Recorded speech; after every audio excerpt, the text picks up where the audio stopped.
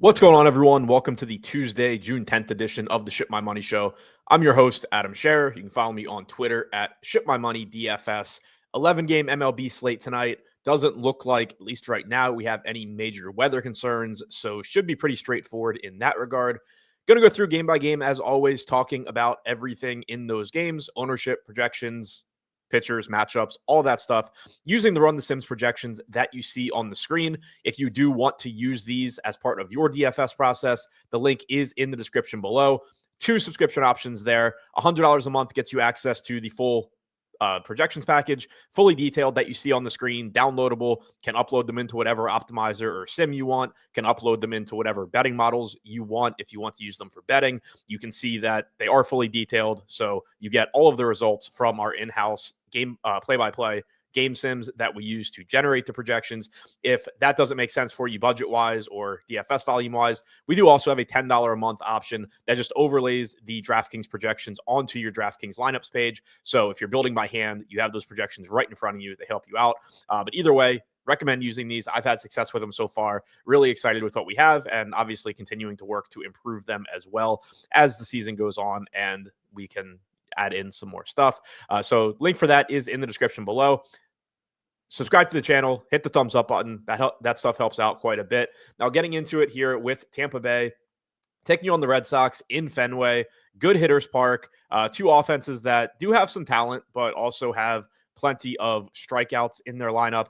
Ryan Pepiot pitching for Tampa Bay. Lucas Giolito is on the mound for the Red Sox. $6,300 price tag on Giolito, $7,600 on Pepiot.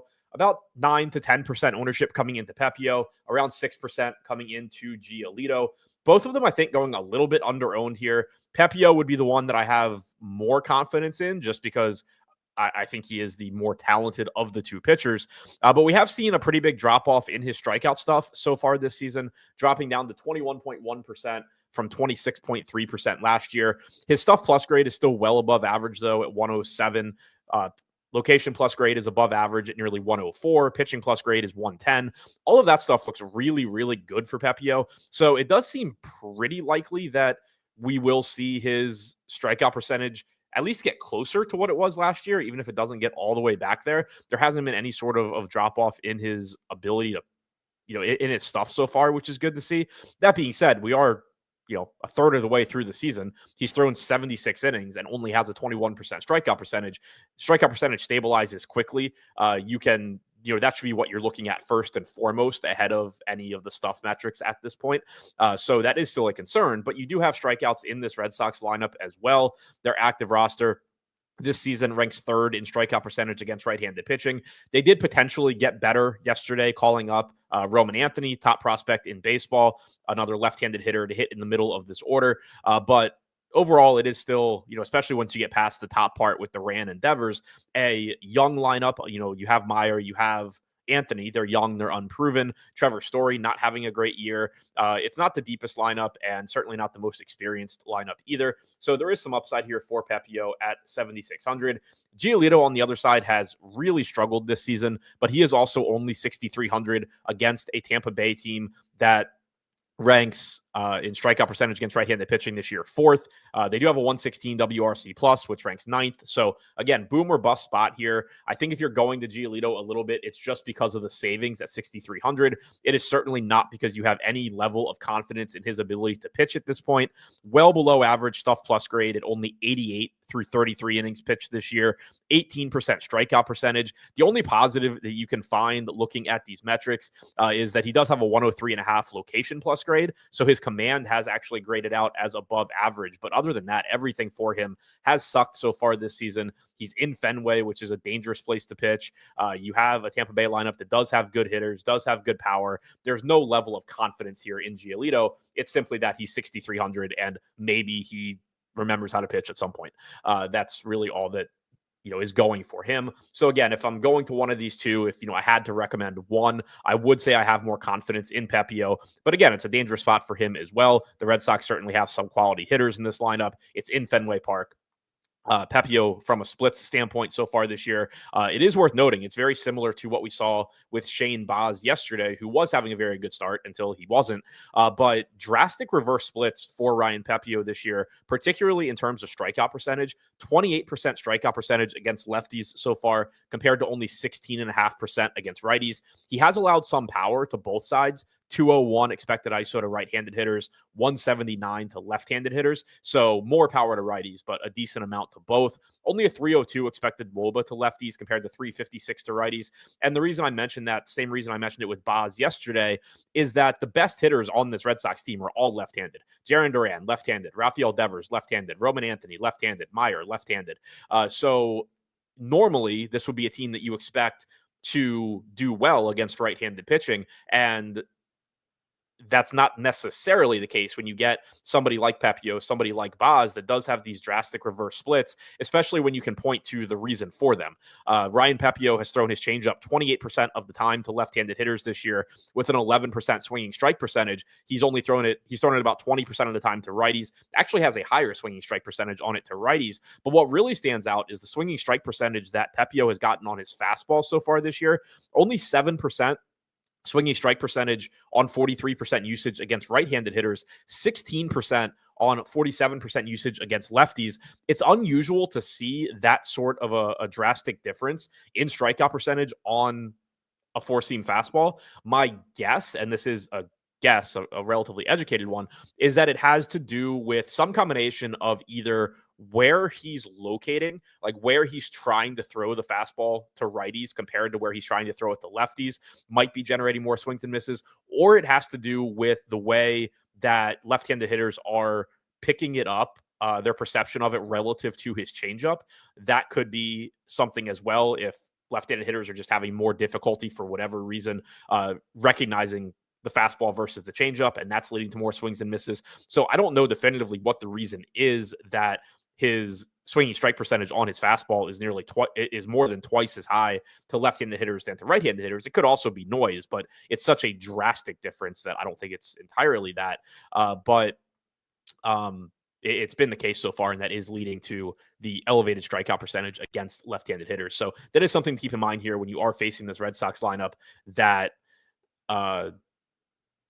just has so many swings and misses. Peter said, so how did you know David Fry getting pinch hit for so early yesterday? I mean, he's just going to get pinch hit for when a right-handed reliever comes in. He had 2 plate appearances. He got hit by pitch. So I think he struck out and then he got hit by pitch and then he got pinch hit for the third time through. But he's just going to get pinch hit for when you bring in a right-handed reliever. So it was really a matter of, I assume, I didn't actually go back and look, a right-handed reliever came in third time through. So that was the David Fry pinch hit thing and why we had him projected for like a 46% pinch hit percentage. Like he's not always going to get pinch hit for, but it's very, very likely in a competitive game. Devin Scott said Baz and Pepiot really the same place. It's very, very similar. Like even with Baz yesterday, very similar, like 21% strikeout percentage this year, but the stuff is better than that. So there's always that underlying, well, what if he's just really on today? And so it's the same type of thing where we talked about it with Baz yesterday too. The first thing you should be relying on is just raw strikeout percentage. There's a reason that these guys are only striking out 21% of hitters despite having above average stuff. You shouldn't be just assuming that they're magically going to start striking more guys out, but having good stuff is still a positive, and they both have those big reverse splits as well. So yeah, I think very, very similar, Pepiot and Baz, very similar prices as well. I think Baz was 7,800 yesterday, Pepiot 7,600 today. Very similar ownership. Baz was like 8% yesterday, Pepiot projected around 9% today. Yeah, I think very similar plays. It's risky, but it is just always interesting to note when the pitcher has the splits advantage against the best hitters in a lineup. We saw it with Kikuchi yesterday too. That was a really difficult spot to talk about on the show because we didn't know what the A's lineup was going to look like, but also outside of like Rooker and Wilson, but for different reasons, the best hitters, the most dangerous hitters on the A's are left-handed, and Kikuchi's actually been lights out against lefties this year. So it was a spot where it's like, well, if the A's play their most talented lineup, the strikeout projection for Kikuchi goes through the roof. If they don't play their most talented lineup, then Kikuchi has to deal with more righties, but they're not as good. It's kind of a similar thing here that you're getting with the Red Sox, where it's like every hitter that you're afraid of on the Red Sox is hitting from the side of the plate that Pepio's been pretty good against this year. So very, I think, volatile spot here, but cheap price tag, low ownership on Pepio. Moving over to the bats, you have a high total in this game. You have plenty of power upside from both of these teams, especially in this park. Brandon Lau, Junior Caminero leading the way, 8 and 7% chances of being optimal, respectively. About 6 and 7% ownership there. Josh Lowe getting 8%. Diaz Caballero getting 5 to 7%. So 11 game slate, you're just going to see a lot of teams getting 5 to 10% ownership with 5 to 10% chances of being optimal. And that's basically what you're seeing here for Tampa Bay. Any of Lau, Caminero, Lowe, Diaz, Caballero, Aranda, though his optimal percentage is a little bit lower because he's 4,700 first base only. Certainly high upside for these guys. Giolito threw his first 33 innings pitched this year, 285 expected ISO to lefties, 170 to righties. So he's giving up power to both sides, albeit quite a bit more to left-handed hitters. One thing that really stands out with Giolito so far this year, and again, keep in mind, this is a very small sample. It's 33 innings pitched. He's thrown 263 total pitches to lefties. When Giolito was really good back in the day with the White Sox, he had a very, very good changeup, could get a lot of swings and misses. So far this year, he's thrown 72 changeups to left-handed hitters, 7% swinging strike percentage, 397 expected WOBA, 407 expected ISO. Now, the reasons for that there's a variety of reasons that could be. It could be that he's not getting ahead in counts enough for the changeup to be an effective pitch. Like hitters are just able to lay off it. It could be lack of movement. It could be that it just doesn't look enough like a fastball coming out of his hand. So again, very noisy. What I just said is very noisy. It could correct, quickly. But so far, the pitch that he really needs to get lefties out has just not been effective whatsoever this season, and that's driving the 285 expected ISO to left-handed hitters. On the other side for Boston, the more difficult matchup, like we just talked about, going up against Pepio, lower optimal rates here, lower ownership, 8% projected ownership coming into Jarren Duran is the high mark here. 5% chance of being optimal is the high mark for the Red Sox as well. Then you're getting basically like 2 to 4% chances of being optimal and 2 to 5% ownership on Trevor Story, Abraham Toro, Rafael Devers, Carlos Narvaez, Rafaela, Roman Anthony, who's 4K in the player pool now on DraftKings. So I do prefer the Tampa Bay side. I think they're very similar in terms of ceiling. Like the Red Sox have plenty of talent. They're in the same park, but the Red Sox are a little bit more expensive when you talk about the guys that you would really want to get to, the most talented bats with Duran and Devers. And then also the Rays lineup is just a little bit deeper, not necessarily in terms of raw talent. Like the Red Sox have talent. Story, it has a history of being good, even though he hasn't been this year. We know Anthony has talent. Campbell has talent. But like the guys on Tampa Bay have proven it in the major leagues. Yandy Diaz, Josh Lowe, Brandon Lau, Aranda, Caminero has been solid for the most part this year. So I do think the Rays lineup is a little bit more price friendly and a little bit deeper in terms of the guys that you actually feel good about rostering. And then the matchup against Giolito, I do think is better as well. I don't think there's much of an argument that you could make that Ryan Pepio doesn't have better stuff and isn't a better major league pitcher at this point than Lucas Giolito. So both teams have high ceilings, but I do prefer the Tampa Bay side here. Washington taking on the Mets in New York. And this is a spot where I think we do have a little bit different projection on one of the pitchers here. Mackenzie Gore going up against the Mets in Citi Field at 10K. This is a tough matchup for anybody. The Mets offense is obviously good, but Mackenzie Gore has been excellent so far this season. Mets active roster ranks 26th in strikeout percentage against left-handed pitching since last year. They rank 4th in WRC+. So that's working against him at 10K. This is a really, really tough matchup. But Gore so far this season, striking out 35.4% of hitters that he has faced in 75 innings pitched. That's up over 10 points from last season. And the interesting thing is that his stuff plus grade is down. It's still league average, but it's down 4 points from last year. What has improved is his command. 104.3 location plus grade compared to 98 last year. That seems to be driving most of his improvement here.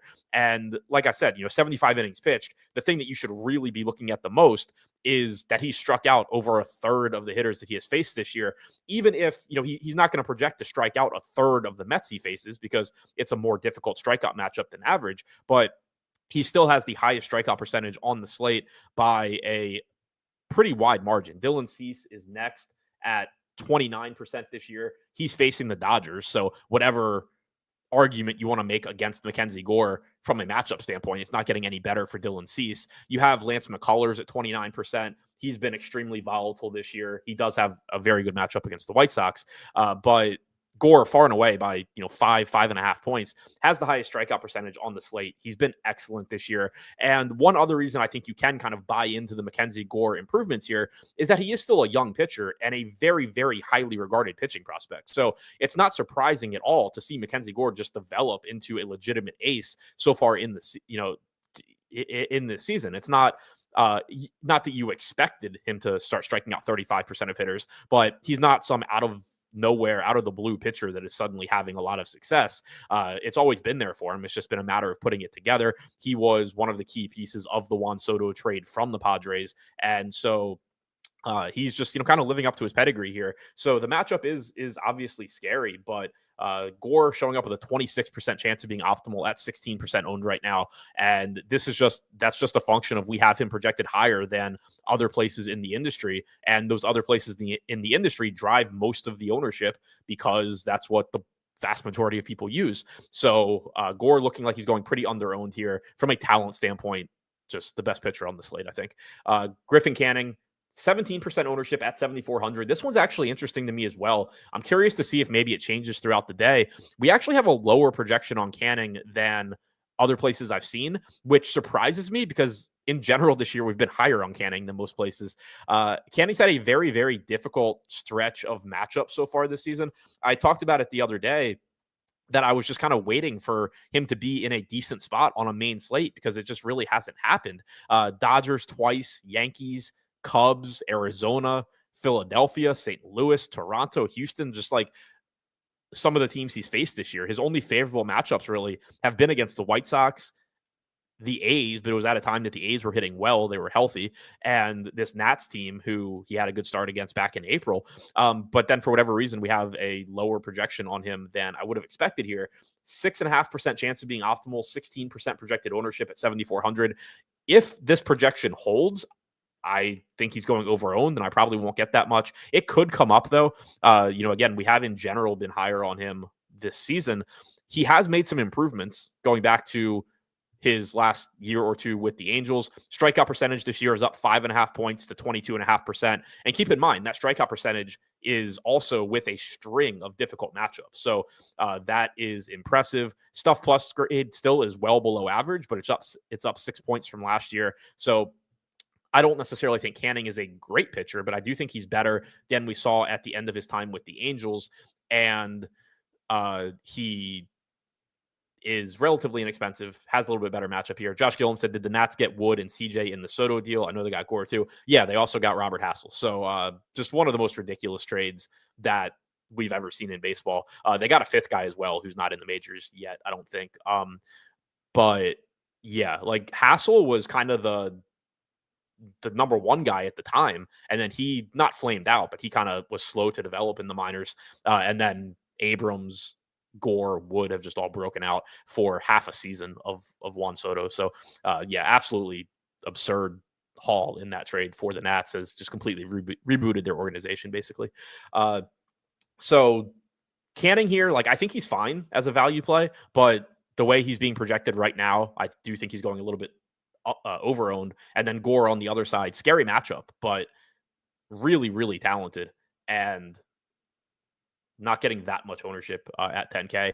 If we take a look at the splits for these guys, Gore so far this season, 33% strikeout percentage against righties, 43% K percentage against lefties. Like Juan Soto hits left-handed pitching well, so it's not like you're talking about facing your average left-handed hitters or anything, and there probably will only be two in the lineup with Soto and Nimmo, but lefties do have a 213 expected ISO against him. So when they have hit the ball, they've hit it well. But what you see a lot of the times with a stat like that, if you have a 43% strikeout percentage and then a expected ISO above 200, the takeaway shouldn't really be, oh, he struggles with left-handed power. It's the only thing that's getting hit by a left-handed hitter is a mistake. So yeah, of course they're hitting it hard, because if it was anywhere close to where he wanted to throw it, or, with what he intended to throw, they just would have missed it. So that's kind of usually the takeaway there. For righties, they have the lower strikeout percentage, but still 33%. Only a 139 expected ISO, 293 expected WOBA. It probably will be a predominantly right-handed lineup. He's thrown his curveball 28% of the time to right-handed hitters with a 19% swinging strike percentage. Changeup 12% of the time with a 22% swinging strike percentage. He has 2 secondary pitches that generate a ton of swings and misses. Also has a 12% swinging strike percentage on his fastball. So 4 pitches. He's thrown his cutter 7% of the time. Every pitch he throws to right-handed hitters has generated a double-digit swinging strike percentage so far this season. So has plenty of ways to get guys out, which is always something that you like to see as well. Even if one pitch isn't working today, he can still get by with others. For Canning, looking at his splits this season, he has struck out 20.5% of righties, 25% of lefties, 188 expected ISO to lefties, 163 to righties.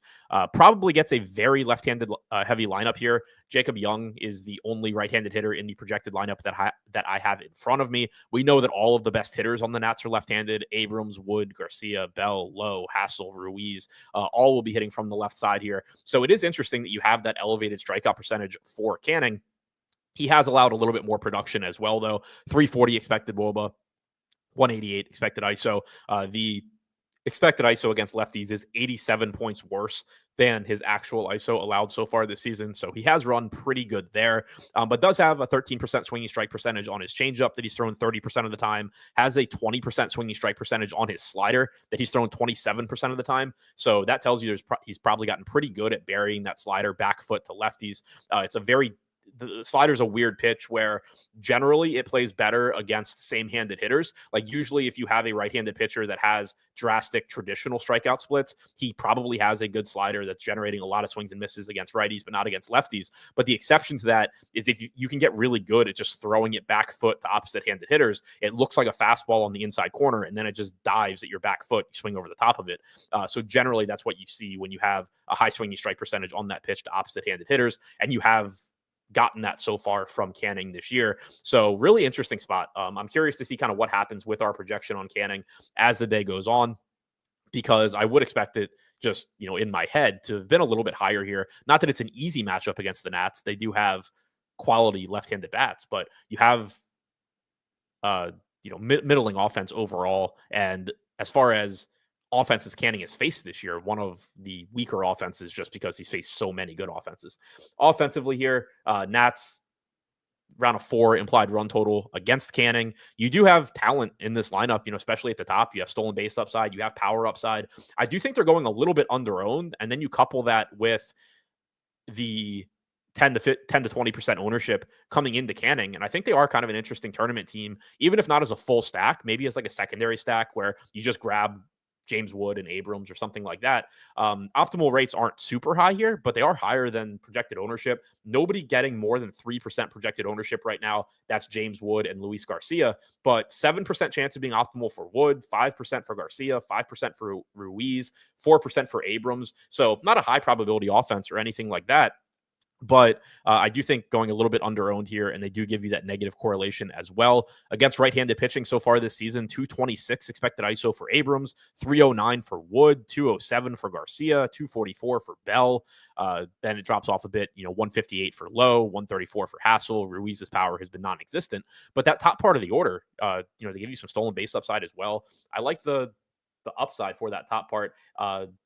They are, Wood's expensive at 5,900, Abrams at 5,300. But other than that, Garcia's affordable at 3,800. Hassel's only 3K. Bell's 3,200. Does come with the opportunity cost of being at first base, but he has power. So kind of interested in the Nats here. On the other side, the Mets aren't getting any ownership either. And even though we are high on Gore, and, I think for good reason, the Mets are another team kind of in that same mold as the Nats, where if they're not going to get any ownership here, you can just kind of play the upside angle and hope they come through. Like, they are certainly one of those teams that I talk about a lot where their median projections aren't great because the matchup against Mackenzie Gore sucks. But what if their offense does well?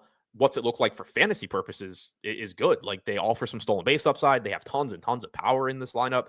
So, it's kind of like if you play MMA and you look at, if win fighter projections, you'll get discrepancy sometimes where it's like their median projection is low because they're the underdog, but if they win, it's because they probably got a first round knockout or something like that. The Mets, I think are kind of a team like that where their projection against Gore, they're probably not going to do well very often. Mackenzie Gore is really, really good. But if Mackenzie Gore just doesn't have his best stuff or gets unlucky and knocked out of the game early or something, like when the Mets score, it's home runs and doubles and extra base hits. So the ceiling for this team is pretty high, and nobody's getting above 4% ownership. Lindor, 5% chance of being optimal. Same for Soto, 4% for Alonso. So again, low probability here, but very high ceilings. They are expensive though. So yeah, at least those three, Lindor, Soto, Alonso, then it drops off, but you also don't have a ton of guys that you really want to get to either for those cheaper price tags. You do also potentially have some pinch hit risk. If we scroll over here, 20% pinch hit probability on Tyrone Taylor, 12% on Acuna. So you have to consider that as well. 32% on Starling Marte. These right-handed platoon bats against the left-handed starter. You have to contend with that as well if you are going to go to these cheaper Mets bats. So probably a team that I would look to maybe one-off or two-man like Soto, Lindor, Soto, Alonso, something like that. Yankees taking on the Royals, almost called them the Chiefs, a couple months too early on that. In Kansas City, Max Fried for the Yankees. Noah Cameron will continue to defy all expectations and logic for the Royals. Very tough matchup for him, obviously. Max Fried, $10,500, 10% projected ownership, 10% chance of being optimal. Really, really good pitcher, but really tough strikeout spot for him at $10,500. Fried is not an elite strikeout pitcher anyway. Like the reason he's so expensive in DFS is because of his ability to just limit quality contact, keep the ball on the ground, get enough strikeouts.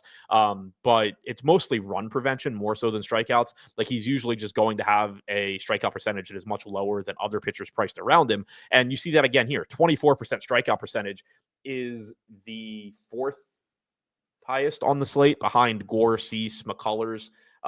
Abbott's not on the slate, and neither is McAble, but they both have higher strikeout percentages as well. Like Max Fried has an almost identical strikeout percentage to Grant Holmes and Chris Bassett, but he's just better at preventing runs.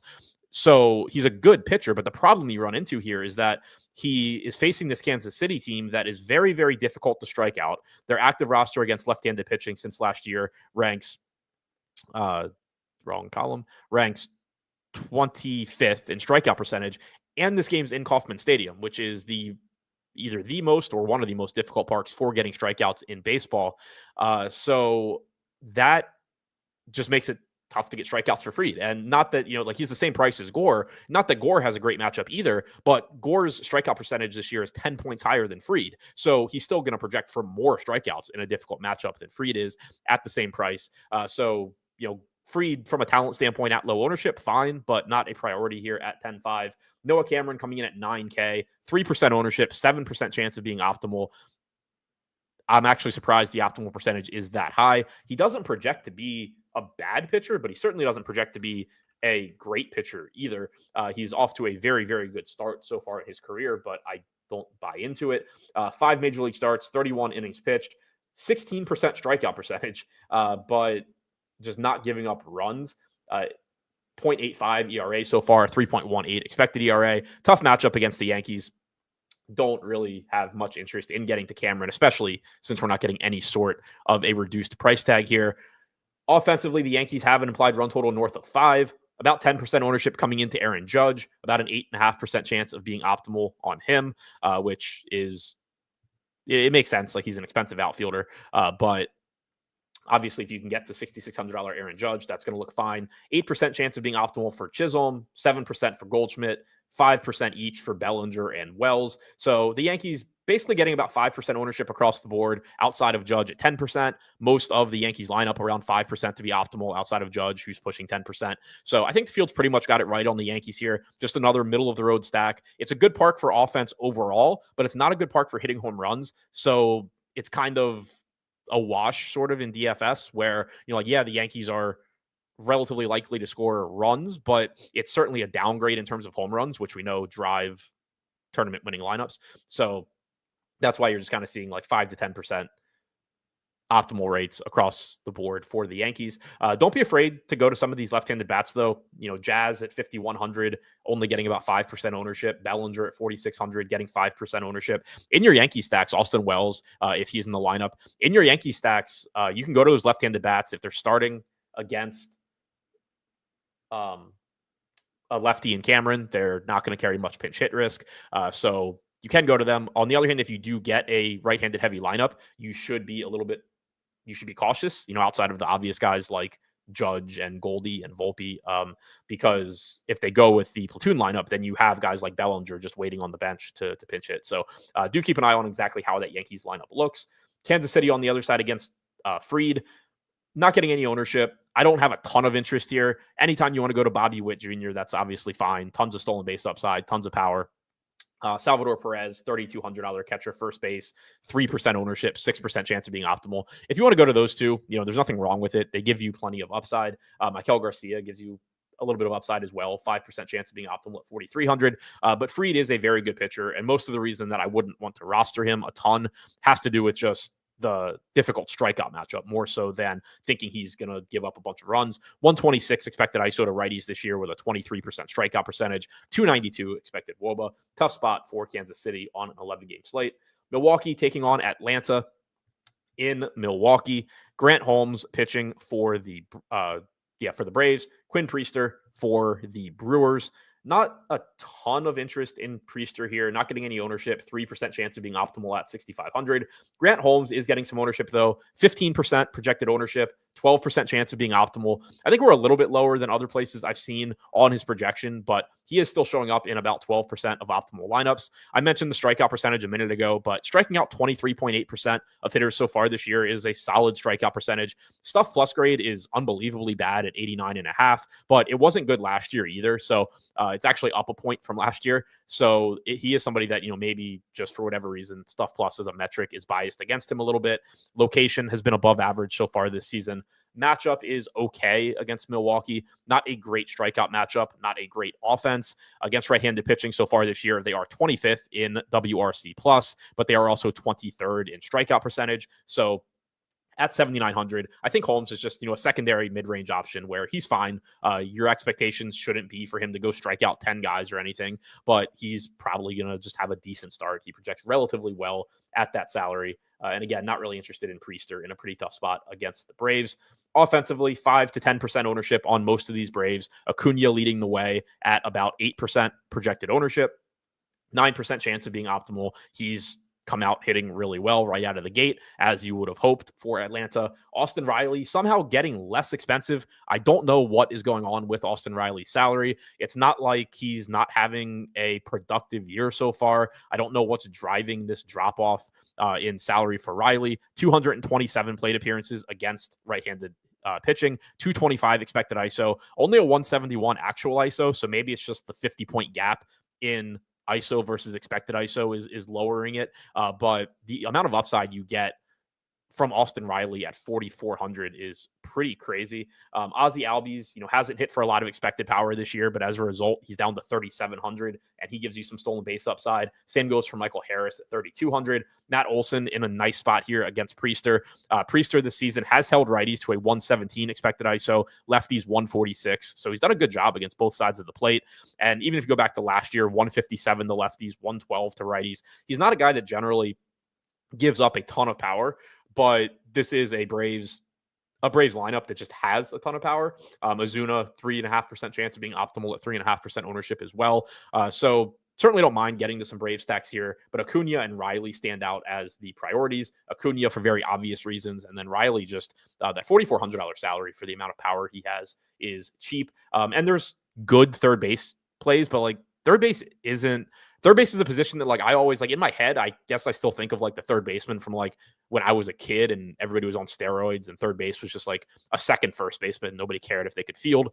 They would just kind of throw giant dudes over there that would hit 40 plus home runs. That's not really the position anymore. Like there are obviously some very high upside third baseman in baseball, but it's not the easiest position to fill out. So 4,400 Riley is something that just I think really stands out at third base. For Milwaukee, mediocre matchup against Holmes. You have a couple of guys popping a little bit, 5 to 6% chance of being optimal for Jackson Chourio, for William Contreras. Contreras 4,400 at catcher gives you some power upside, some stolen base upside. Same for Chourio, 4,800 in the outfield. Turang gives you stolen base upside at 4,700 at catcher, but nothing that truly stands out from the Brewers. You do get a little bit of negative correlation against Holmes as well. So far this season, righties have actually hit for more power against Holmes than lefties. 150 expected ISO to lefties, 214 to righties. So again, kind of just pushing you towards William Contreras and Jackson Chourio a bit if you are looking for Milwaukee bats. Rangers are facing Minnesota. In Minnesota, Tyler Mahle on the mound for Texas, Simeon Woods-Richardson on the mound for Minnesota. Not much ownership coming into either guy. Relatively low optimal rates as well. About 5.5% projected ownership coming into Tyler Mahle. About 5.5% chance of being optimal at 8,700. Simeon Woods-Richardson getting 5% ownership with a 5% chance of being optimal. The case to be made for Simeon Woods-Richardson is simply that he is pretty cheap at 6,800, but he's not a very good strikeout pitcher. He has an okay matchup here against Texas in the sense that Texas hasn't done a lot offensively this year, but they do have hitters that should be better sooner than later. So far this season, they're 13th in strikeout percentage against right-handed pitching. They are 28th in WRC plus, which is crazy. They do have Corey Seager back, so that does lengthen the lineup. But it's just like, it's hard to know what to make of this Texas matchup because on the one hand, we're in the middle of June now.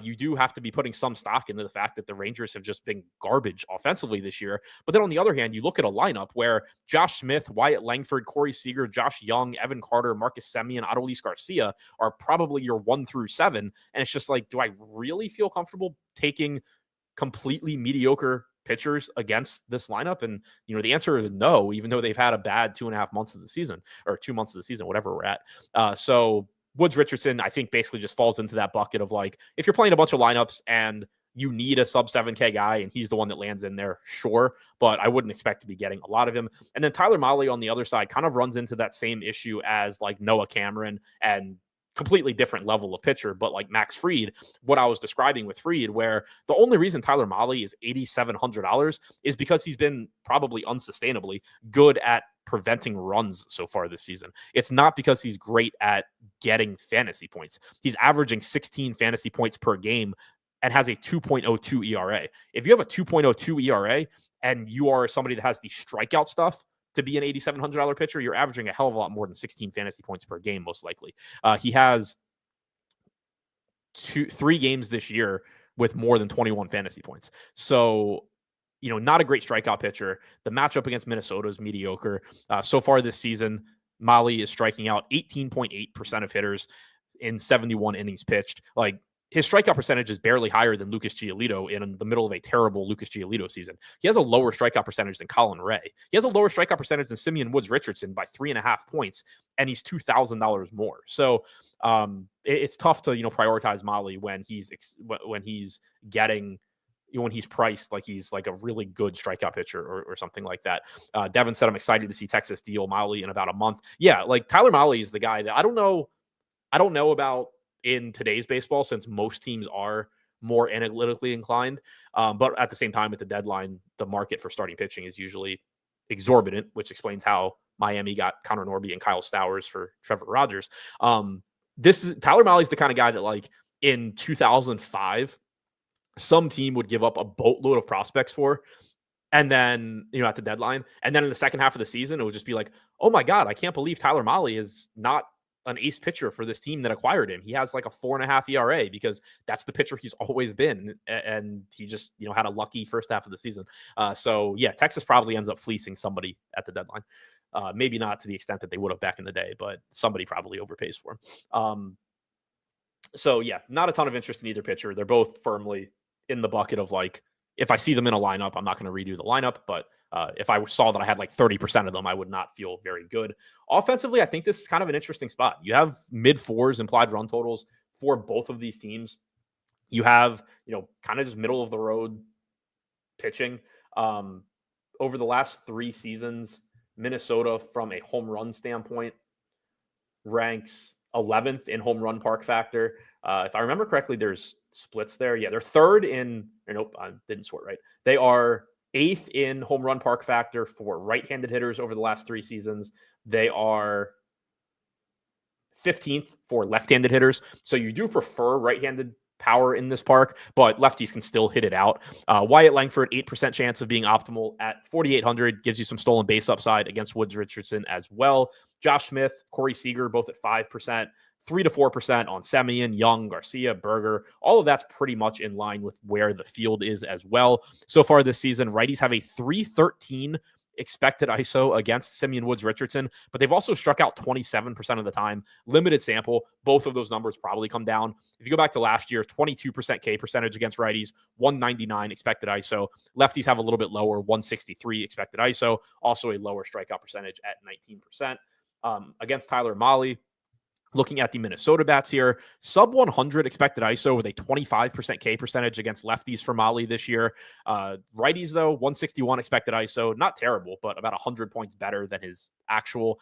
Only a 15% strikeout percentage, though. So do pay attention to this Minnesota lineup. It's probably going to be pretty balanced. You'll probably have Larnach, Wallner, Castro from the left side, and then righties throughout, which, again, would lead to a lower strikeout projection for Mahle. If Minnesota, I don't know what lefties off the top of my head they have available, but if they were to just roll out like a 6 lefty lineup for some reason, then Mahle's strikeout percentage or projection actually goes up a little bit. But Byron Buxton, Ryan Jeffers look pretty interesting here. Jeffers only 3,800, Buxton 5,300. I think they're pretty interesting against a pitcher that's not getting strikeouts against right-handed hitters. Buxton has a 205 expected ISO against righties this year. Jeffers is at 218. And then you have these left-handed bats that, even though Mahle's allowed no power whatsoever to them, Larnach does have a 182 expected ISO. Wallner's at 250.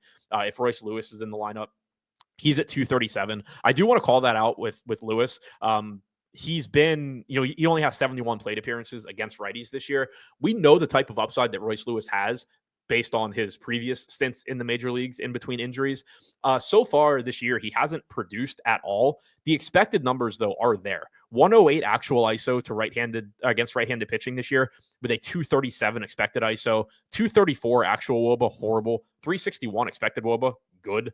He's $2,700. So I do want to point that out. Like the annoying, frustrating thing from a DFS standpoint is that the Twins don't seem to be aware of this. Like, they're batting him at the bottom of the order now too. So you're losing out on at-bats. But if you're stacking Minnesota, or if you just need like a cheap one-off at third base, Royce Lewis actually does still have a very high ceiling despite what he's produced in a limited sample this year. So I do want to point that out with him. Toronto facing the Cards in St. Louis, another game where you just have like mid-4s implied run totals on both sides. Chris Bassett pitching for the Blue Jays. Miles Michaelis going for the Cards. Very difficult strikeout matchup for both of these guys. $7,700 price tag on Bassett, $7,200 on Michaelis. 8% ownership coming into Bassett, 10% chance of being optimal. So Bassett, just another mid-range secondary option, striking out 23.7% of hitters through 73 and a third innings pitched so far this year. The Cardinals offense, though, not a great matchup. They rank 11th in WRC plus against right-handed pitching. They rank 28th in strikeout percentage. So tough strikeout matchup there for Bassett. Limits him to just, being a secondary option here against St. Louis. He has struck out 24% of lefties, 23% of righties, 203 expected ISO to lefties, giving up more power there than his 152 expected ISO to righties, but similar strikeout percentage to both sides of the plate. For Michaelis, very tough strikeout matchup for him as well. 12.5% K percentage against lefties, 15.5% against righties. Both of those numbers are obviously horrible. And then the Blue Jays active roster ranks dead last in Major League Baseball in strikeout percentage against right-handed pitching. No interest in a $7,200 Michaelis. If I am going to a pitcher here, it would be taking some shots at $7,700 Bassett. Offensively, the Blue Jays going up against Michaelis, I think are going a little bit under-owned here. I seem to always be a little bit higher on Toronto than the field is. But Alejandro Kirk getting 5% ownership, Vlad Guerrero getting 7%, Bichette getting 5%, Barger getting 5%. 8 to 9% chances of being optimal for Kirk, for Guerrero, for Barger, for Springer at 4,300. Ernie Clement, 6% chance of being optimal at 3% ownership. So Jonathan Clase, 5 to 6% at 2,800. Bichette's at 6%. Jimenez at 4%. Certainly don't mind getting to these Blue Jays bats. Not sure what the weather looks like in St. Louis, but generally this time of year, the ball is going to carry a bit better than it does at the beginning and at the end of the year. Michaelis is just not a particularly good pitcher. 198 expected ISO allowed to righties this year, 203 to lefties. So there is power upside here for the Blue Jays, and they are affordable. I talked about this, I think it was yesterday. I didn't like the matchup against Piante. I certainly like the matchup more against Michaelis, but the Blue Jays are one of these teams, like you can stack them, they're free. And then the rest of your lineup is just the best pitching, the best one-offs, the best secondary stacks that you can get. Or you stack a more expensive team and you fit in some Blue Jays. $4,600 for Guerrero, $4,300 for Springer, $4K for Bichette. Those are the only guys in the Blue Jays projected lineup, 4K or higher. Like you can just do whatever you want if you stack this Blue Jays team. If you put in like the hitters that you truly want from the Blue Jays. So let's just say Guerrero, Bichette, Springer, the three most expensive hitters there. And then we'll throw in Kirk at catcher and Addison Barger at third base. So you have, like a Blue Jays 5-man of Bichette, Springer, Guerrero, Barger, Kirk, obviously one that you're going to be happy with. Then you throw in, let's say, Mackenzie Gore and McCullers. You still have $4,000 per position, and that's with a $10,000 and an $8,500 pitcher, and that's using the three most expensive bats on Toronto. Like you can obviously make cheaper stacks than that if you want to. You can get cheaper pitching if you want to. That still gives you $4,000 per position. So your Blue Jay stacks overall are just going to have very, very high ceilings. The Blue Jays are a good point per dollar stack, very good point per dollar upside stack, and then the rest of your lineup, you can just do whatever you want. So I like the Blue Jays quite a bit. St. Louis on the other side, a little bit lower optimal rates across the board than Toronto. Brendan Donovan leading the way at 4%. Herrera at 4%, Nootbaar Win at 3%. They're not getting any ownership. So, there is some talent here. Like I said, they have the 11th best WRC plus against right-handed pitching this year if you wanted to take some shots at them. But 152 expected ISO to righties, 158 to lefties for Bassett this year hasn't allowed drastic power to either side of the plate. From just a talent standpoint, you do have a 216 expected ISO against right-handed pitching for Nootbaar, 192 for Donovan, 213 for Contreras. There is some power upside here, 171 for Burleson, but I do prefer the Toronto side here against Michaelis, just not as good a pitcher as Bassett. One other thing I wanted to check is the St. Louis bullpen.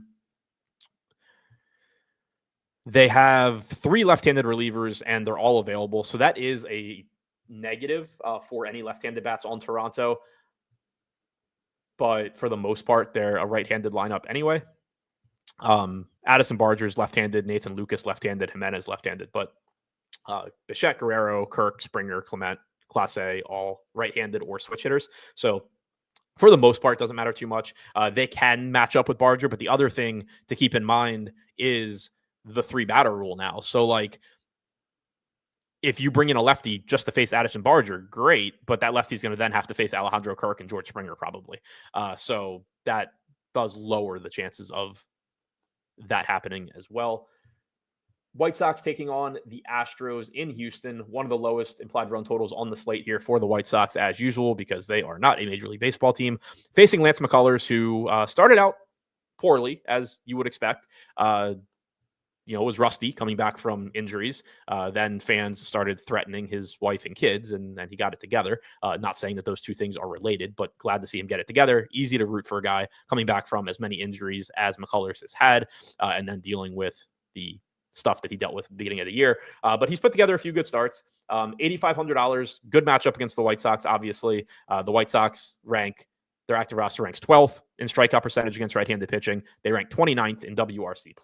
McCullers getting 35% ownership. I do think he's going over-owned, 17% chance of being optimal. Still a pretty high optimal percentage, though. And I think certainly one of the mid-range arms that you can feel the most comfortable building around. You just have to expect a lot of volatility, because even at his best, that's who Lance McCullers has always been. He's not very efficient. He walks too many guys. He falls behind in counts. He works deep in counts and then gets strikeouts. So you do, especially on a site like DraftKings, have to keep in mind, like, he'll put guys on base and you lose 0.6 of a point for that. But the strikeout stuff is good. It's really just a matter of, is he able to locate? Is he able to work ahead in enough counts to get swings and misses on pitches out of the zone? he's a frustrating watch a lot of the times if you roster him. So there is just volatility by nature with Lance McCullers, but he does have a good matchup. He does have good strikeout stuff. Certainly one of the better mid-range options here. Shane Smith on the other side, 8K, has actually been pretty impressive so far this season for the White Sox. He has struck out 22.9% of hitters, 95.9 stuff plus grade isn't great, but it's not terrible. League average in pitching plus, about league average in location plus. 8K, not a great matchup, but I do think he's a reasonable pivot at sub 10% ownership, 11% chance of being optimal for him. So I do have some interest in both pitchers here. Obviously, I think McCullers is the better of the two, even though I think he is going a little bit over-owned. From a splits standpoint, so far this season, you're going to get a right-handed heavy Astros lineup because they have no choice but to be right-handed heavy. That's all that they carry on their roster, especially with Yordan Alvarez injured. So far this season, Smith has a 26.6% strikeout percentage against right-handed hitters, 142 expected ISO allowed. He has struck out 19.5% of lefties. So this right-handed heavy lineup does favor Shane Smith, as Devin Scott was pointing out in chat. Good splits against righties too, who will face a lot of versus Houston. Yep. So that is a benefit for Shane Smith as well. Offensively, I think the White Sox are going a little bit under-owned just because they're cheap and McCullers does have volatility. And there is some upside on this White Sox team. Like overall, they're a bad offense, but Chase Meadroff, 3,200 with stolen base upside. Miguel Vargas has an expected ISO north of 200 against right-handed pitching this year. Luis Robert can't hit anymore, apparently, but he steals bases. Benintendi has an expected ISO north of 200. Tauchman has some power. So it's not that I think the White Sox are very likely to come through, but their optimal rates for those guys are in like the 5 to 6% range, because when they do come through, the rest of your team is so good. So it's just like a point per dollar thing, making them look a little bit under-owned. And then you also get the negative correlation against McCullers. Pulling up McCullers Fangraphs page now because I don't remember off the top of my head, but I think he's not good at holding runners. But I'm pulling that up. He might have been really good. I don't remember. I thought I remembered it being one of the extremes. So it's the other extreme. He has allowed 22 stolen bases in his entire career, but he's already allowed the second most stolen bases this year that he's allowed in any single season. He's allowed 4 stolen bases in 24 and a third innings pitched this year. So that is interesting. The most he's ever allowed in a season was 5 in 128 innings in 2018. So teams are running on him a little bit more this year than they ever have before. I don't know if that's a Yainer Diaz thing. I don't know if that's a McCullers changed something and is slower to the plate now thing, but it is noteworthy, especially for this White Sox team. But that's a lot more time talking about the White Sox offense than I really wanted to. Houston looking like another middle of the road, 5 to 6% optimal stack across the board against Smith. Like I said, he is much better against righties. He doesn't give up a ton of power, but you do still have a weak bullpen behind him, and he is still an unproven major league pitcher as well. Altuve, 4,200, Pena, 4,700, Walker, 3,800, Paredes at home in the ballpark built for him at 4K. Diaz at 3,600. The Astros are another one of these teams, kind of like the Blue Jays, kind of like the Rangers, where the upside per dollar is really high because they've been relatively disappointing so far this season against right-handed pitching. The Astros ranked 23rd in WRC plus, but you think about the pedigree and the power that these guys actually have. You know, Jeremy Pena, 152 expected ISO so far this year, has some power, has some stolen base upside, but you know, Altuve, 127 expected ISO. That's somebody that generally hits for more power. You can make the case that he's aging and he's, 5'1", so maybe he's going to lose his power eventually, and maybe he already has, but historically, that's not somebody that is a $4,200 hitter. Christian Walker, 159 actual ISO this year, 194 expected, and somebody we know has power. That's a lot of power upside at 3,800. Yainer Diaz has struggled so far this year, 125 actual ISO, but a 206 expected ISO. $3,600 catcher with an expected ISO north of 200 is relatively difficult to find. So the Astros are another team where they're pretty cheap for the amount of power and upside that they actually have in their lineup. Giants are going into Colorado to face Carson Palmquist and the god-awful Colorado Rockies. The Giants have a massive run total here, as you would expect. Kyle Harrison pitching for the Rockies, Palmquist for the Rockies, Harrison, sorry, for the Giants. No interest in getting the Palmquist. Harrison, 6,600, getting 7% ownership, 8% chance of being optimal. I think he's a fine secondary play, but it is still Coors Field. It is still a pitcher in Harrison that tends to put some guys on base via walk as well. Offensively, tons of ownership coming into the Giants. They're clearly the top team to get to, but I do think the ownership is a bit out of control for an 11-game slate. Right now, 30% projected ownership coming into Elliot Ramos, 27% coming into Matt Chapman, who is day-to-day, 18% a piece coming into Flores and Lee, 15% to Encarnacion, 20% to Adames, 18% to Fitzgerald. They are guys you absolutely should be stacking probably in cash. Like, you should be getting to them a lot. They're the best point per dollar projections. They're not expensive. The most expensive guy is Lee at $5K. He's also day to day. 4,500 on Chapman is absurd. 4,800 on Ramos is way too cheap. All of that is true, but there's still 21 other offenses.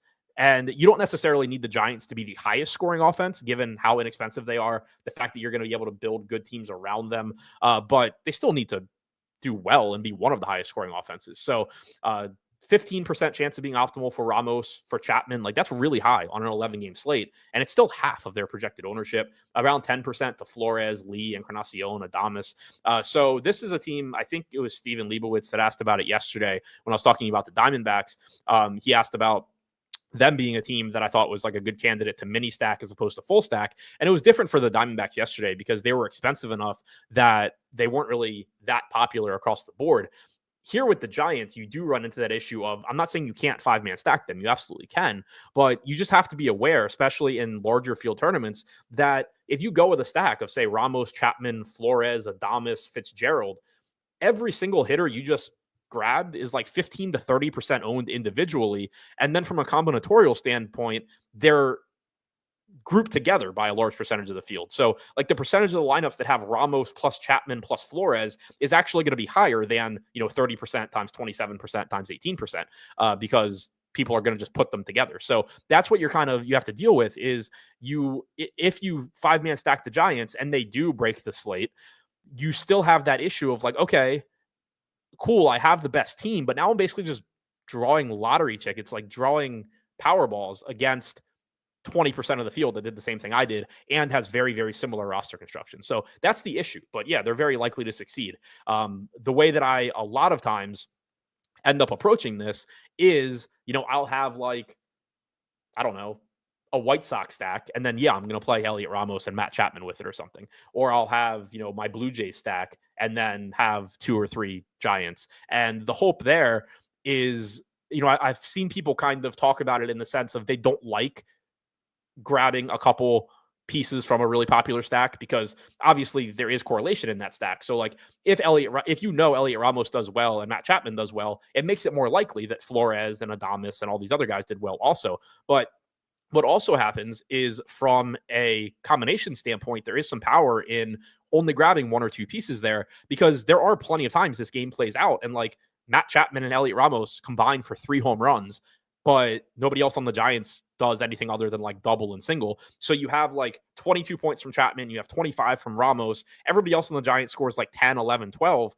And you have this lineup where you actually get a stack, like the full stack hits 5 home runs, and then you just have your 1 or 2 Giants that combine for 3, and you just have the right pieces there. I'm not saying it's easy to get the right pieces or anything like that. It's not easy to pick the right plays, period, in any sport, but especially in baseball. But it does work out that way plenty where, you can be different. Also, and I've mentioned this on shows before, I saw somebody actually mention it in chat earlier that it seems like smaller stacks are winning tournaments more often these days. You can be contrarian in your stack type. The vast majority of the field is going to have some version of 5-3, 5-2, 5x, 4-3, 4-4, something like that. If you go like 3-3-2, you have like Ramos, Chapman, Flores, for example. Yes, a very large percentage of the field of the lineups that have Ramos for the field also have Chapman, also have Flores, but then they also have Lee, they also have Adames, they also have Bailey, they also have Fitzgerald, whatever. So if you just get the game, which happens very often, where there's only 2 or 3 guys from a team that actually put up scores you need, and then everybody else is just kind of like take it or leave it, you get those 3 that you need, and then you're moving on to another team and getting the 2 or 3 that you need from that team. And when it works out that way, what happens is you get to the top of the leaderboard and you're clustered with these Giants teams that have 5-man stacks, but then instead of competing with their 4th and 5th best hitter, you have a completely different team that's unrelated, and you're just jumping everybody if that other team does well. Whereas if the Giants guys do well, the additional Giants guys do well, yeah, you're beat, but everybody has like that same version of that team. So they're still competing with each other. Whereas if your version does well, you just separate from the pack. So that's another way you can approach it, is just playing, 3-3-2s, 3-3s, guys, stuff like that is a way to be contrarian. And I think that is one reason that you're seeing it kind of rise to the top more now. Is one, projections are just getting better. Sims are getting better. And so people are going to be able to target the best 3 guys from a team more effectively. But I think it's also just you're seeing that lineup win because it's the one that ends up happening to separate. I know, last month I had a couple of wins. One was I think I got second with like a 3-2, and then I got first with a 3-3.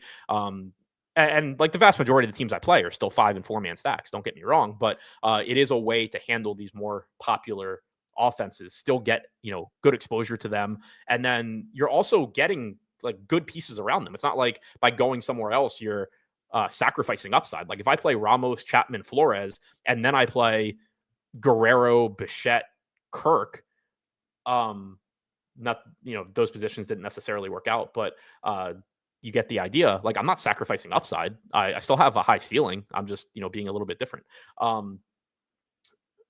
Colorado on the other side is going to be your normal Colorado, where they're still in Coors Field. They have some quality bats, just not as many as the Giants, and they're facing a better pitcher than Carson Palmquist. But Hunter Goodman getting 10% ownership at 4,200. We have him with a 10% chance of being optimal. And then you're getting basically 4 to 7% optimal rates for Doyle, for Beck, for Freeman, for a $2,800 Tyro Estrada, for Ryan Ritter. So, and basically 5%, 2 to 5% ownership on most of the Rockies other than Goodman. Secondary stack for Colorado. They still have one of the higher implied run totals on the slate, between 4.5 and 5, but obviously that's not on the same level as what San Francisco has going on. So far this season, Harrison against right-handed bats, or going back to last season against right-handed bats, 187 expected ISO, 21.5% K percentage. So far this year, he does have a 26.5 K percentage, but very limited sample there. Only 186 pitches thrown to righties. A's are taking on the Angels in another good offensive environment that maybe goes a little bit overlooked because it's not Coors.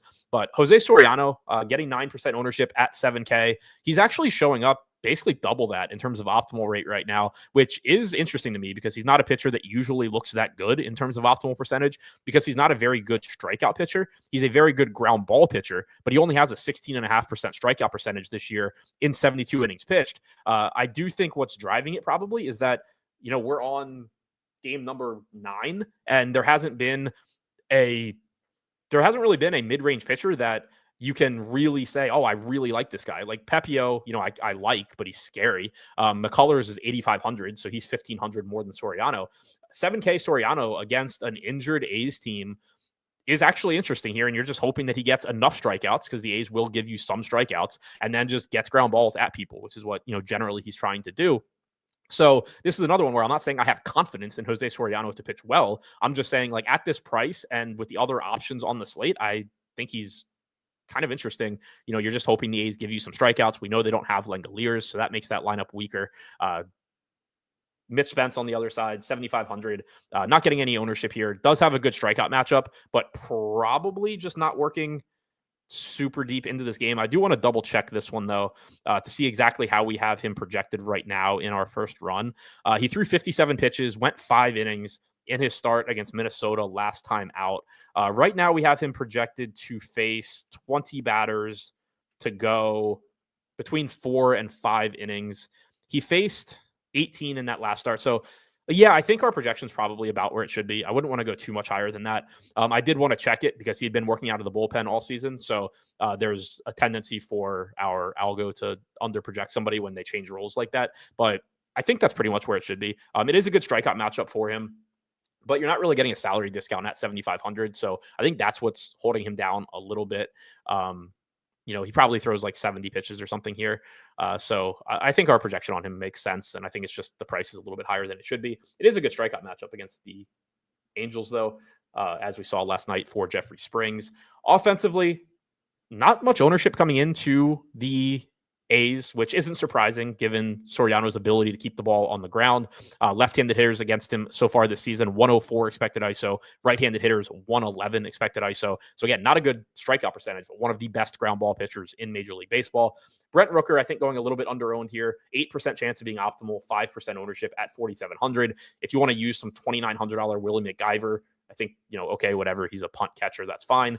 Butler, 6% chance of being optimal at 4% owned. So I do think the A's across the board are just a little bit under-owned. A lot of guys with like 5% chances of being optimal at 3% owned. So relatively low probability, but you do have a pitcher that doesn't miss a lot of bats, doesn't have the luxury of generating strikeouts when he really needs to. And you do have a weak bullpen behind him. So I think the ceiling for the A's is a little bit higher than they're getting credit for. They're really cheap. Butler at 4,600, Rooker at 4,700, 4,500 for Soderstrom. Obviously, you don't mind paying those prices. Jacob Wilson, 5K is a difficult sell. Like, he's got a high floor, for lack of a better word. Not that anybody's floor is ever higher than 0, but the dude just puts the ball in play constantly. So he's going to have more opportunities to get hits, but he's not a legit power bat. And he's 5K, whereas you have legitimate power bats in Rooker, Butler, Soderstrom that are less than that. But then you have, a very cheap $3,200 price tag on Urias. You have a $2,900 price tag on Kurtz, $2,600 on Muncy. So this is another team in a really favorable hitter's park where if the A's just do well, the rest of your lineup is just whatever you want to get to. And so I do think the A's are another interesting stack, even though I also think Soriano is going under-owned because of their pricing, because of the park they're playing in. Angels on the other side, about 5 to 8% ownership to all of Ohapi, to Neto, to Trout, to Ward, to Taylor, Rengifo, Adele, and then like 5 to 8% optimal rates as well. So I think those look pretty much correct. Spence so far this season overall, a lot of the time out of the bullpen, but he has given up power. 188 expected ISO to righties, 228 to lefties. I think the Angels look pretty good here as well. But I do think the A's bats are getting a little slept on, and then obviously not in the same lineups. I think Soriano is getting slept on a little bit, kind of for different reasons almost. The A's, it's that their median projections aren't great, but the park plus the Angels bullpen gives them a really high ceiling, and they're cheap. And then Soriano, it's that he's cheap and his median projection's okay, even though he doesn't give you the best strikeout upside. Mariners are facing the Diamondbacks in Arizona. Park upgrade for Seattle bats, park downgrade for Seattle pitchers. Brandon Pfaadt going for the Diamondbacks, trying to prove that he doesn't need to go back to the minor leagues. Logan Evans going for the Mariners. $6,500 price tag for Evans. No real interest there. Brutal matchup against Arizona. Third, or tied for second now with the Yankees. Best WRC plus against right-handed pitching this year. And then they rank 20th in WRC or in strikeout percentage. Brandon Pfaadt, I do think, is viable. Just again, we don't have great mid-range pitching on this slate. We don't have great pitching, period, outside of a couple guys at the top who are in tough matchups. So 7,300 for Pfaadt, getting 6% ownership, 9% chance of being optimal. Like, he has not been good overall. He has certainly struggled lately. 17.8% strikeout percentage is 6.5 points lower than last year. And you can see that he's having command issues. Location plus score is 7 points lower than last year. It's still league average, but it's down a lot. Pitching plus is down 11 points. Stuff plus is down 6 points. And this Mariners lineup is certainly not easy to face, but we have seen them correct over the course of the season. They started out the year really well, hitting for tons of power and not striking out at all, despite being a team that led baseball in strikeout percentage last year. Now they're up to 7th in strikeout percentage against right-handed pitching. They do still have a 117 WRC plus. It's not a great spot, or it's not an easy matchup for Pfaadt.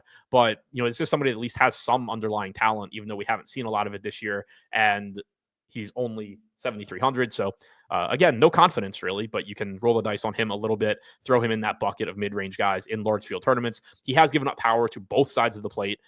264 expected ISO to righties, 266 to lefties, 17 to 18% strikeout percentage against both sides. So there's no splits to look at and say like, oh, well, the lineup sets up this way, so that's good for Pfaadt or anything like that. He's just been garbage all year, and especially lately. For the bats here, I do think the Mariners look pretty good. They're getting modest ownership, as pretty much every good offense is outside of the Giants. You have Cal Raleigh getting 8% ownership. That leads the way. 10% chance of being optimal despite a 6K price tag. You're just getting one of the best hitters in baseball at catcher. He gives you a little bit of stolen base upside in addition to being able to hit. Not that that's why you're rostering him, but it certainly doesn't hurt. Jorge Polanco, Julio Rodriguez, 5 to 6% chances of being optimal at 4 to 6% ownership. And then it drops off. You're not really getting much ownership to the rest of the lineup. And to be fair, the lineup drops off as well. You have Raleigh, Polanco, Rodriguez, and then you drop down to Cole Young, JP Crawford, Arozarena, Tellez, who does carry some pinch hit risk. If we look at the Arizona bullpen, you have 2 lefties in there. They may both be unavailable. Really don't know what they'll do in this spot. Jalen Beeks and Kyle Backus both pitched each of the last 2 days.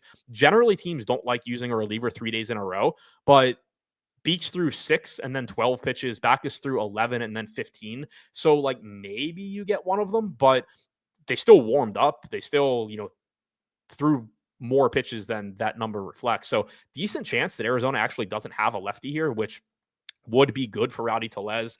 Right now, we have his pinch hit risk at 22%. That might actually end up coming down, or, just I might lower it a little bit because I'm not sure that Arizona has a lefty. And Tellez does hit for a lot of power. He is $2,900. A big reason he's $2,900 is that pinch hit risk. So kind of an interesting spot to say, well, what if Tellez just gets all of his at-bats? He has a 264 expected ISO against right-handed pitching this year. So I did want to call that out. I think his projection might actually be a little bit low. Again, there's not a guarantee that they don't have a lefty to bring in, but decent chance that they don't have a lefty to bring in. So that's interesting for Tellez. On the other side for Arizona, nice spot for them. Sub 5% ownership everywhere except for Carroll getting 9% and Marte getting 6%. Pretty much, I think, how it should be. Carroll has about a 7% chance of being optimal. Marte at 5%, 3% for Naylor, sub 3% for everybody else. But a high power upside offense, if you want to go there, there's no shortage of those on this slate. But Carroll, Marte, Naylor, Suarez, these guys all have legitimate power. And then finally wrapping things up in San Diego with the Dodgers taking on the Padres. Dylan Cease for the Padres. Matt Sauer, I think, expected to open or start. I'm not actually sure which one for the Dodgers. If you are looking at our projections right now, we didn't have, our lineup provider doesn't have a pitcher listed, period. So to get the sim to run, it just auto ran with Clayton Kershaw. We don't actually think Clayton Kershaw is pitching. I can guarantee you he's not. But that's why that looks how it does. Sauer is up from AAA. He most recently pitched in the majors on the 23rd through 55 pitches. Looks like he can go relatively deep into the game. Went 4 2/3 through 82 pitches in his last start in the minors. So should actually be starting at 6K. I don't actually know anything about him. He is right-handed. He's 26 years old. He projects for like a 4.5 to 5 FIP. Doesn't project for a lot of strikeouts. So pretty decent spot for the Padres in terms of matchup. Cease on the other side, brutal matchup, but he is getting 27% ownership. He's only 8,400. So, and has a 22% chance of being optimal. You're getting a price tag that just isn't in line with his upside. 29% K percentage this year, 107.5 stuff plus grade, 111 pitching plus. Yeah, the matchup is really tough. The Dodgers are the best offense in baseball. They also don't strike out a lot, but that's mitigated in part. Not mitigated in the sense that it means Cease can't have a bad game. He certainly can, but you're at least getting a salary discount to make up for the risk. So on the one hand, don't love rostering a guy against the Dodgers that a quarter of the field is going to roster. I think that, there is a case to be made in a decent chunk of lineups for pivoting that to just any of those number of guys that I talked about where it's just like, well, I don't feel comfortable, but he's 10% owned. I don't feel comfortable with Cease either, but the strikeout upside, like he has the second highest strikeout percentage on the slate and he's $8,400. So I understand why there is ownership there. And he does project reasonably well, 17 fantasy points in our projections. Looking at the hitters here, again, for the Padres, this may change a little bit, or probably will change a little bit because they played Clayton Kershaw in our sim and not Matt Sauer. But Clayton Kershaw in 2025 probably isn't very different in terms of ability than whatever Matt Sauer is. So right now, I do think the Padres going a little bit overlooked. Machado getting 4% ownership, 6% chance of being optimal. Tatis, 6% chance of being optimal, 6% ownership, 4% optimal rate for Merrill, 4% for Bogarts. I think the Padres are just another one of these low-owned, high-upside offenses that maybe you mix in a little bit in large field tournaments. Probably don't really need to consider them in small field. For the Dodgers against Cease, I think they're a very interesting tournament team. They're not going to get any ownership. Right now, nobody's projected for any ownership outside of 8% to Ohtani. You get negative correlation against Dylan Cease. You get the best offense in baseball at no ownership. The only issue is that they're expensive. Like, you don't love paying $6,500 for Ohtani, $5,100 for Betts.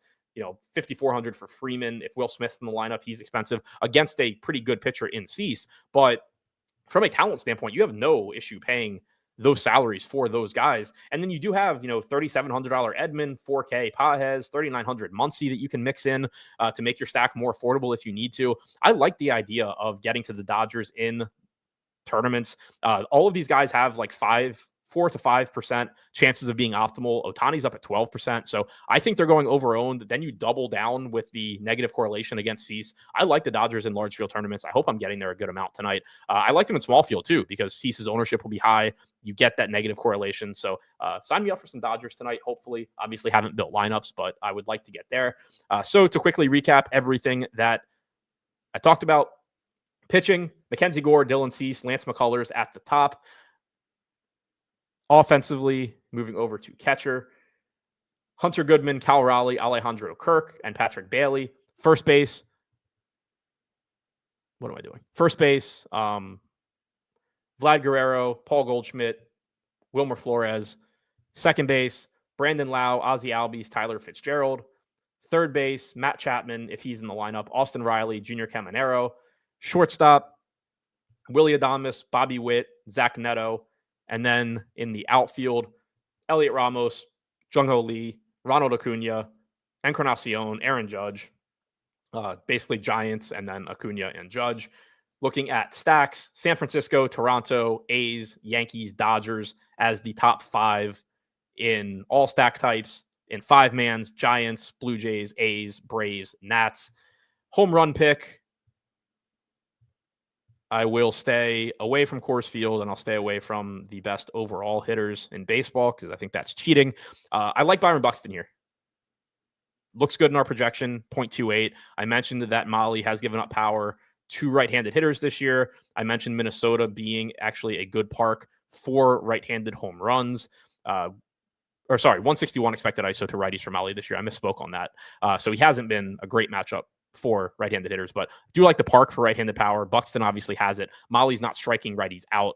So I think Buxton looks good. That wraps this one up. Thank you for checking out the show. Good luck on your lineups tonight. Don't forget to subscribe to the channel, hit the thumbs up button, and sign up to use the Run the Sims projections using the link in the description below.